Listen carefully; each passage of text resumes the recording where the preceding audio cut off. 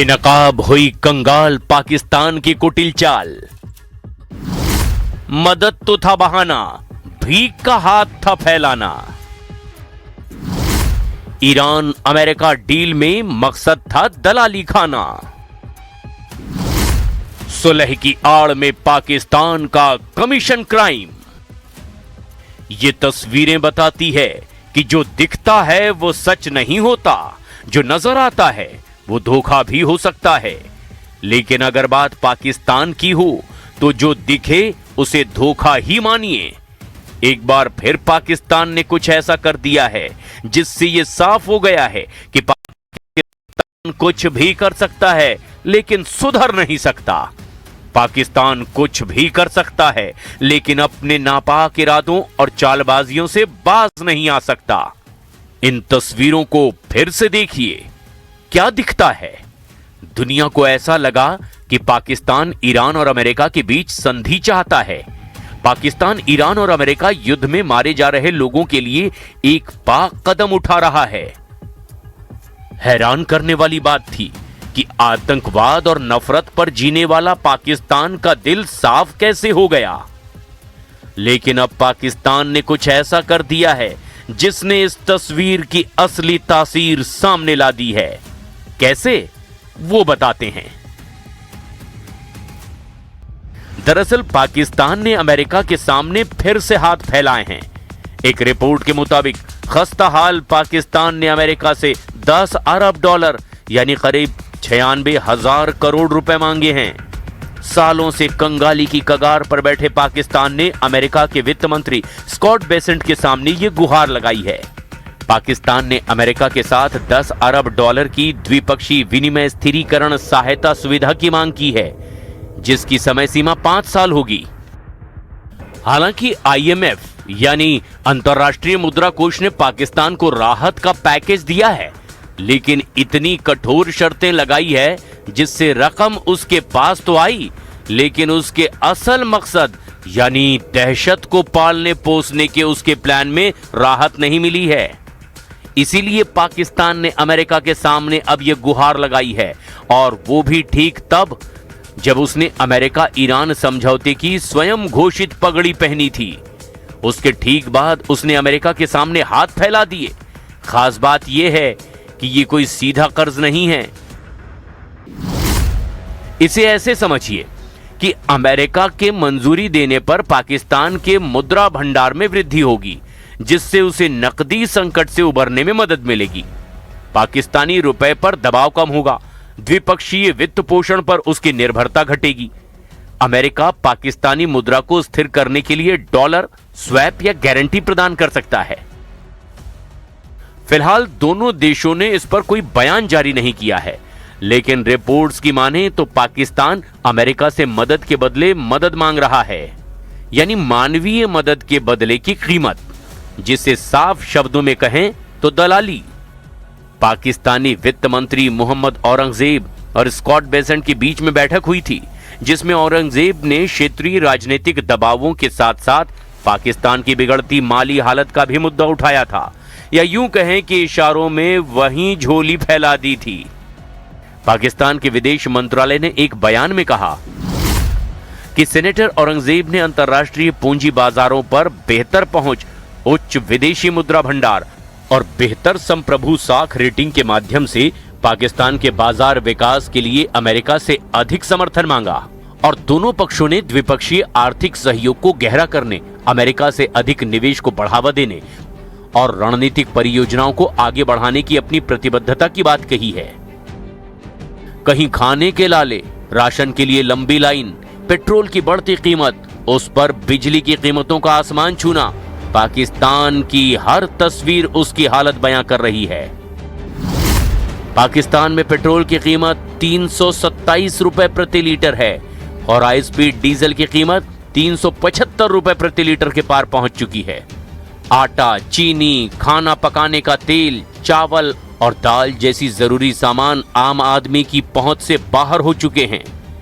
निजी स्वास्थ्य सेवाएं, दवाइयां और प्राइवेट स्कूलों की फीस आसमान छू रही हैं।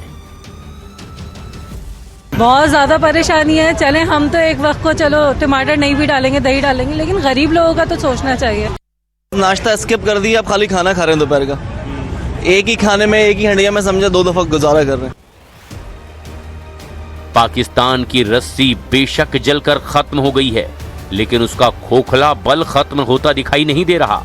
दरअसल पाकिस्तान अपनी तबाही का खुद जिम्मेदार है। कैसे, उसे इन आंकड़ों से समझिए। पाकिस्तान ने वित्त वर्ष 2026-27 के लिए अपने रक्षा बजट में लगभग 18% की बढ़ोतरी करके इसे बढ़ाकर 3 लाख करोड़ पाकिस्तानी रुपए यानी 3 ट्रिलियन रुपए कर दिया है, जो कि उसके कुल बजट का लगभग 15% है।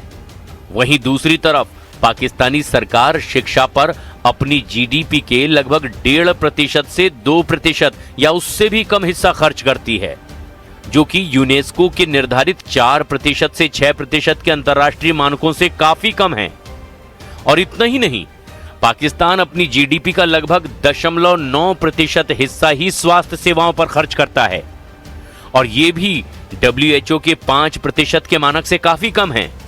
वहीं पाकिस्तानी सेना प्रमुख असीम मुनीर चाहते हैं कि फौज पर 3.8% से 4% खर्च हो।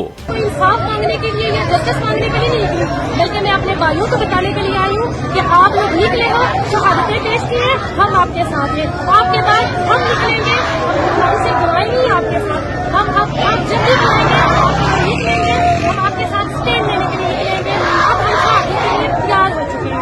अब हमें किसी चीज का डर नहीं है। जो गोली चलाने वाले हैं, मैं उनको बता देती हूँ, अब हमें किसी चीज का डर नहीं है। अब हम आपसे कुछ नहीं मांगेंगे, आप जो कहेंगे हम खुद करेंगे। पीओजेके में विधानसभा के चुनाव चल रहे हैं। 10 अगस्त को तीसरे और अंतिम चरण की वोटिंग के बाद फैसला आएगा, लेकिन चुनाव के दौरान जनता को जिस तरह कुचला जा रहा है, उसका इशारा कुछ और कहता है। साफ है, असीम मुनीर वहां भी अपनी कठपुतली सरकार चाहते हैं। Azad Jammu Kashmir is no longer आज़ाद। ये कह देना कि हम कश्मीर के साथ हैं, और जब उसका प्रैक्टिकल टाइम आए तो हमारी ये हालत है कि मीडिया प्रॉपर्ली रिपोर्ट भी नहीं कर रही। एक बड़ी कमाल की रविश है पाकिस्तान में कि अगर किसी का डिफरेंस ऑफ पॉलिटिकल ओपिनियन हो तो उसे टेररिस्ट करार दे दें, और अगर किसी के रिलीजियस बिलीफ आपसे मुख्तलिफ है तो वो डेफिनेटली काफिर ही काफिर है। तो इस रविश को ख़त्म होना होगा। और हम कुछ ऐसी बदकिस्मत कौमों में से एक हैं कि जिसने अपनी हिस्ट्री से, अपने पास से कुछ नहीं सीखा। सिंपल हो रहा है इस वक्त कश्मीर में भी ये है कि वो अपना लेजिस्लेटिव राइट है उसे क्लेम कर रहे हैं। अब अगर एस्टेब्लिशमेंट को इतना शौक है ही कि वो डेमोक्रेसी कायम नहीं रखना चाहते, तो भी उन्हें एक सिंपल कॉन्सेप्ट को अंडरस्टैंड करने की ज़रूरत है कि marginalisation would always lead to extremism. ऐसा नहीं हो सकता कि आप शेलिंग करें, लोगों को मारें। वो एक मिसाल है कि चूंटी को भी अगर ज़्यादा दबाया जाता है ना, तो वो फिर काट लेती है। इन चीखों की वजह से पीओजेके की दौलत से भरी माइन और प्राकृतिक संपदा, जिस पर असीम मुनीर एकाधिकार चाहते हैं, जिसका इस्तेमाल वो आतंकवाद को पालने पोसने, भारत के खिलाफ प्रॉक्सी वॉर छेड़ने में करना चाहते हैं। लेकिन आईएमएफ की पाकिस्तान की जेब से निकलती हर कौड़ी पर पैनी नजर है, क्योंकि समय समय पर पाकिस्तान आईएमएफ यानी इंटरनेशनल मॉनेटरी फंड से कर्ज लेकर ही खुद को बचाता रहा है। पाकिस्तान $7 अरब के आईएमएफ कार्यक्रम के तहत है। इसके तहत पाकिस्तान संवेदनशील राजकोषीय सुधार लाने के लिए बाध्य है। इसमें जनता पर भारी टैक्स, सरकारी खर्चों में लगाम और संरचनात्मक परिवर्तन शामिल है।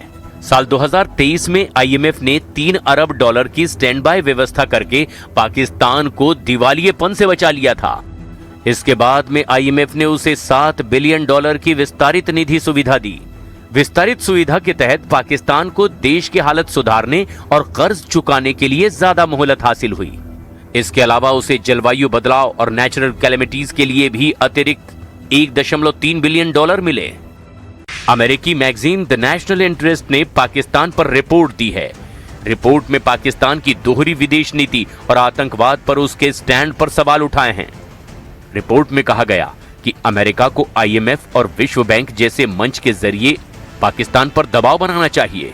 अमेरिका को लगता है कि वो पाकिस्तान की वफादारी खरीद सकता है, लेकिन पाकिस्तान कभी किसी पक्ष का स्थायी सहयोगी नहीं रहा है, बल्कि पाकिस्तान अपने हित के मुताबिक किराए पर उपलब्ध होने वाली ताकत के रूप में काम करता है। इसी के तहत पाकिस्तान ने अमेरिका ईरान के समझौते में मदद की। ये भूमिका फ्रांस, जर्मनी और ब्रिटेन जैसे देश नहीं निभा सकते थे। ये काम अमेरिका और ईरान दोनों से संबंध रखने वाला पाकिस्तान ही बेहतर कर सकता था। वहीं दूसरी तरफ पाकिस्तान चीन के साथ अपने डील का भी फायदा उठा रहा है। लेकिन पाकिस्तान ने पर्दा खोल दिया, ये बोल दिया कि उसकी मदद की कीमत है, उसकी इंसानियत बिकाऊ है, उसका मानवीय चेहरा एक चाल है। लेकिन अमेरिका को भी उसके इस कदम की जरूरत है। अभी भी ईरान और अमेरिका की युद्ध में आग के शोले दहक रहे हैं। अभी भी दुनिया आर्थिक संकट से उबर नहीं पाई है। अमेरिका ईरान को न्यूक्लियर पावर तो बनने नहीं देना चाहता, लेकिन इस युद्ध में अब तक उसका 37.5 अरब डॉलर खर्च हो चुका है। हालात ईरान के भी बेहतर नहीं हैं और झुकना कोई नहीं चाहता। इसलिए समझौते वाली डील में पाकिस्तान बहाना बन गया है। मुमकिन है कि अमेरिका फिर से पाकिस्तान को आगे करके बातचीत में वजन पैदा करे। इसी बात की फीस पाकिस्तान मांग रहा है, यानी डील की दलाली। अब देखना यह है कि अमेरिका पाकिस्तान की मदद की बोली लगाता है या फिर कोई और रास्ता अपनाता है। और बुलेटिन में इतना ही।